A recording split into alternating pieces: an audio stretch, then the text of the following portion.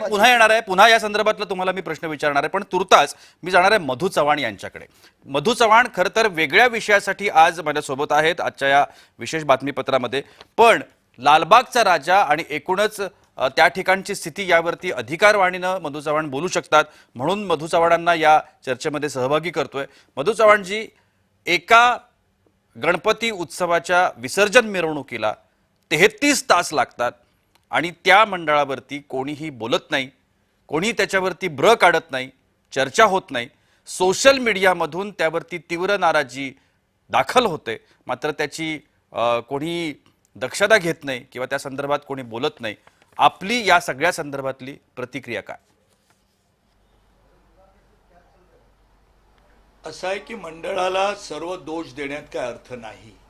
जी, एखाद्या स्थळाची, स्थानाची, देवस्थानाची महती भाविकांच्या अनुभवातून ती वाढत असते.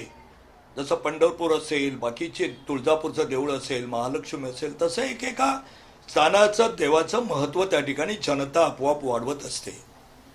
भाविकतेने दर्शन घेणारे असतात. माणूस शेवटी भावनांवर जगत असतो. देवावर विश्वास, हा देश एकमेव असा आहे की जो मातीतून देव निर्माण करतो त्याच्यात प्राणप्रतिष्ठा करतो, जी, दगडातून देव निर्माण करतो त्याच्यात प्राणप्रतिष्ठा करतो, असा एकमेव देव आहे.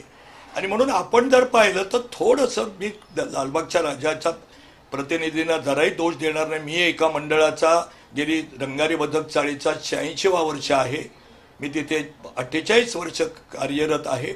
म्हणून लाखो लोक येत असतात, त्यातले भाविकांचं प्रमाण असतंच, पण हौशे गौशे नवशे चेंगराचेंगरी करतात, नियम पाळत नाहीत, मधू पोलिसांचं चव्हाणजी, ऐकत मला नाहीत. मला तुमचं म्हणणं पटतंय, पण माझा प्रश्न थोडासा वेगळा आहे. ज्या गोष्टी लालबागच्या राजा देवस्थान सोबत घडतायत